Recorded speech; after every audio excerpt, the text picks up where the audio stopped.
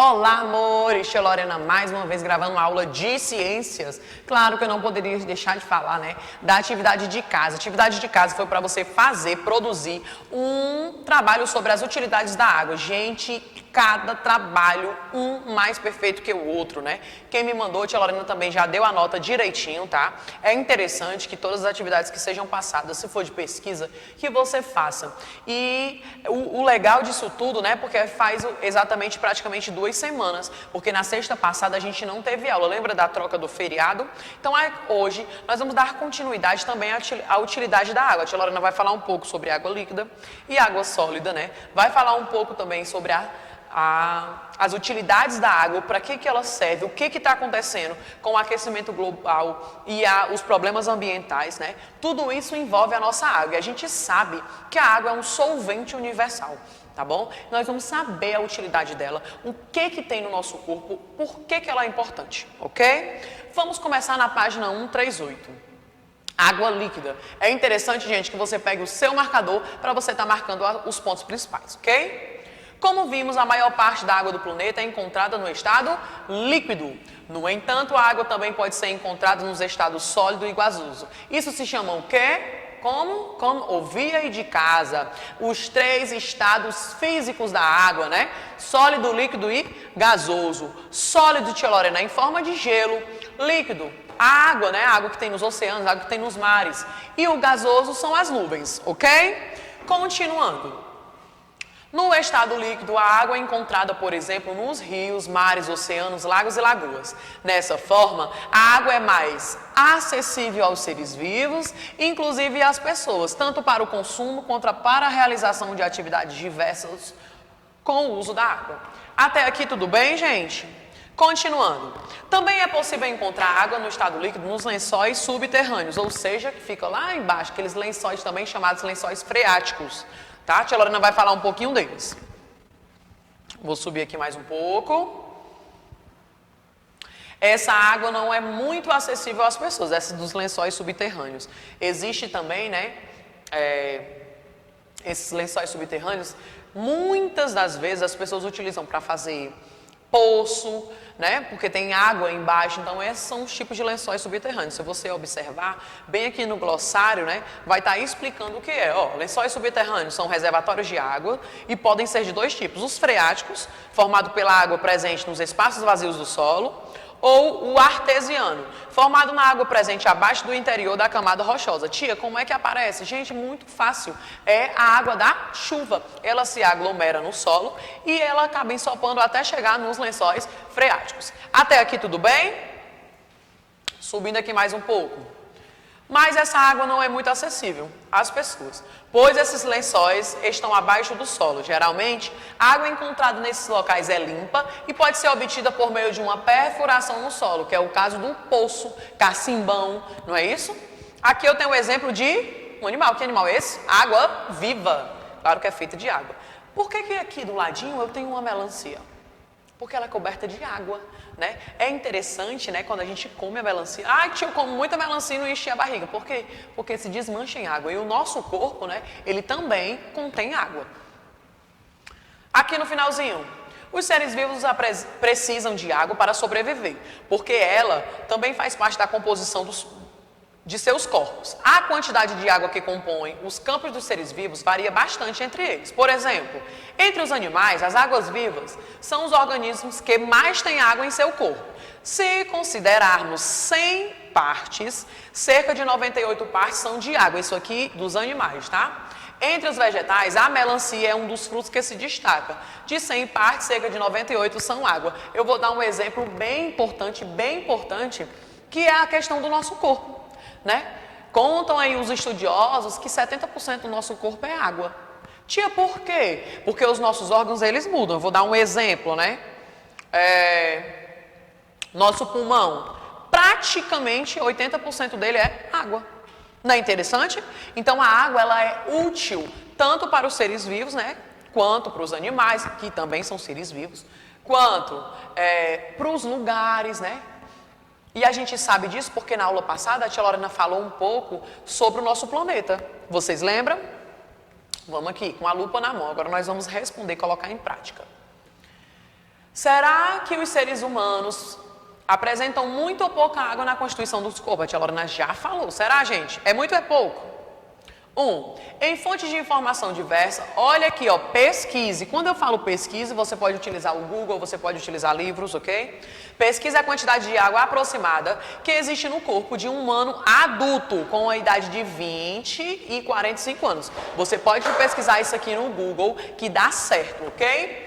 2. Após a pesquisa, você realizou a pesquisa, já descobriu. Após a pesquisa, pinte a barra, tá aqui a barra, ó, do lado. Que indica aproximadamente, a tia Lorena até já falou, gente, indica aproximadamente a porcentagem de água existente no corpo de um ser humano adulto. Ó, aqui tem um ser humano, não tem?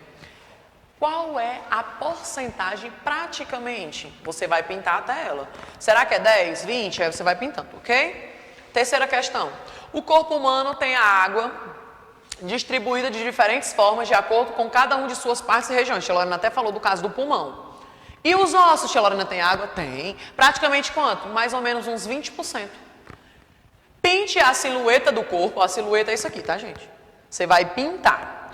Pinte a silhueta do corpo humano, da questão 2, representando como você pensa que é a distribuição da água e a cada parte do organismo. Em seguida, explique sua resposta. Ah, tia Lorena, eu pintei até aqui, ó. Lembrando, gente, que H2O é a fórmula da água, tá? H, hidrogênio, O, oxigênio, tá? Você vai explicar por que você pintou até lá. Até aí, tudo bem? Página 140. Água salgada ou água doce? Tia Lorena, água salgada tem sal?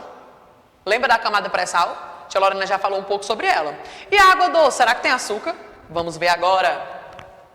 A água não apresenta as mesmas características nos diferentes locais da Terra, pois a quantidade de sais desenvolvidos nela pode ser o que, tia Lorena? Variável, pode mudar. Então, por que água doce e água salgada? Porque uma tem mais sais minerais e a outra não. Vamos ver quem é.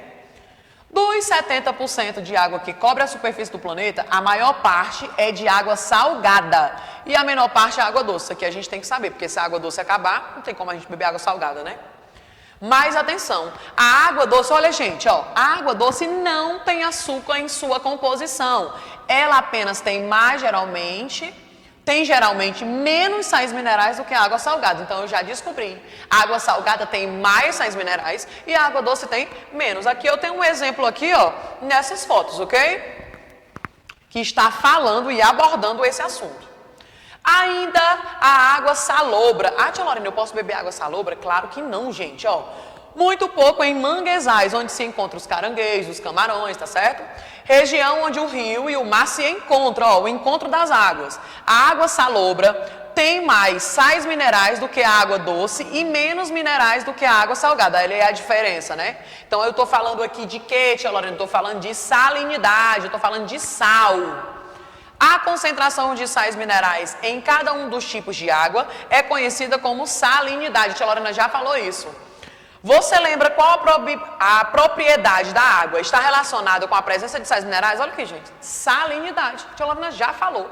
Qual é a propriedade, né? Que é a quantidade de sais minerais. Tia Lorena, salinidade indica sal? Não, indica sais minerais, ok?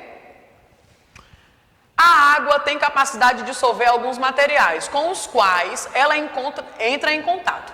Isso significa que ao passar por rochas, por exemplo, a água leva um pouco de substâncias presentes nela.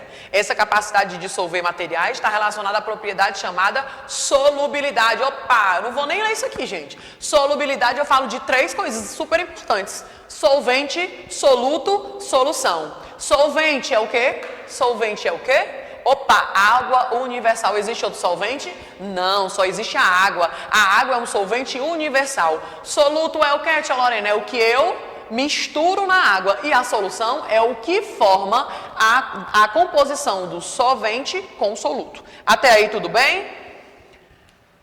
E para finalizar, eu vou falar da água sólida, né? A água sólida que eu encontro aonde? Nos icebergs, né? Formados nas geleiras, tá bom?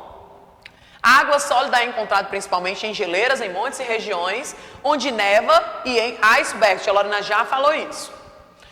Estudos indicam que algumas geleiras têm diminuído no nosso planeta devido ao aquecimento global. Vocês até já fizeram essa pesquisa, né? E realmente comprovaram com isso. Será que realmente existe o aquecimento da Terra para as geleiras conseguirem derreter? Com certeza.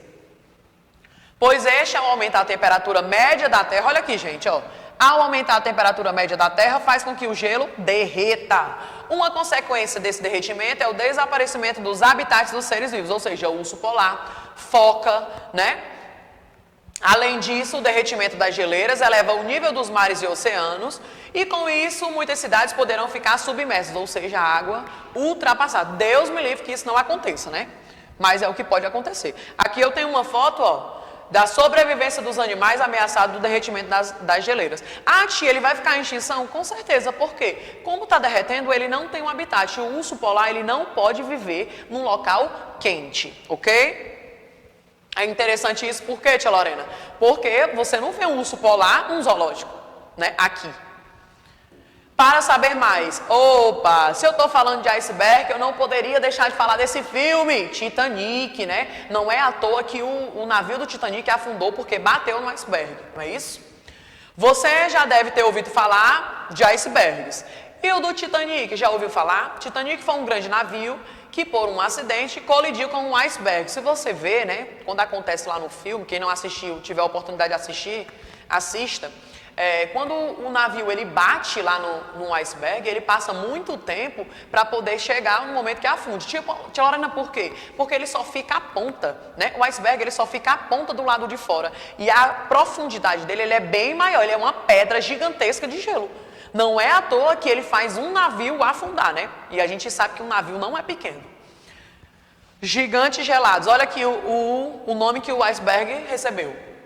Os icebergs são blocos de gelo que se desprendem das geleiras existentes nas áreas polares do planeta. Por isso, eles são comuns e chamados nos oceanos glaciais, o Ártico ao norte e o Antártico ao sul do planeta. Essa grande massa de gelo, olha aqui, gente, ó, são formadas de água doce, variam em seu tamanho e em sua forma, podendo ser achatados ou pontiagudos. Sabe aquela expressão, isso é apenas uma ponta de um iceberg? Ela se refere ao fato de que o pedaço que aparece do iceberg, a ponta que fica fora da água, corresponde apenas à 10ª parte do seu tamanho, ou seja, ele fica todo embaixo da água, você vê somente a ponta. Por isso que na maioria das vezes os navios ainda querem passar, né, e acaba batendo neles por serem achatados. A formação do iceberg acontece assim, o movimento das ondas e o mais calor fazem aparecer rupturas nas geleiras, ou seja, derreterem até formar um bloco de gelo. Os fragmentos que resultam nessa ruptura são os próprios icebergs, que passam a flutuar pelo oceano. Gente, olha que interessante, né? Isso sobre o iceberg. Lembrando, não posso confundir, viu? Até achei engraçado. Um aluno me perguntou, tia Lorena, iceberg e airbag é a mesma coisa? Não, airbag é de carro, tá, gente? Iceberg é lá aquela pedra gigantesca formada de gelo. Tudo bem? Nossa aula hoje abordou esses 3 estados físicos da água e deu exemplos, né? Que são o quê? Como? Ah, você disse aí na sua casa. Sólido, líquido e gasoso. Tia Lorena também falou sobre a solubilidade, né? Que é sobre o solvente, o soluto e a solução. Falou também sobre a salinidade, que é a utilização dos sais minerais, que é da água doce, água salgada e água salobra, ok? Nossa aula de ciências termina aí. Você vai utilizar todo o conteúdo dado na aula de hoje para resolver a atividade de casa, tá certo? Tenho certeza que vocês vão resolver, ó, rapidinho. Posso contar com vocês, né? Essa é a nossa aula e até a próxima.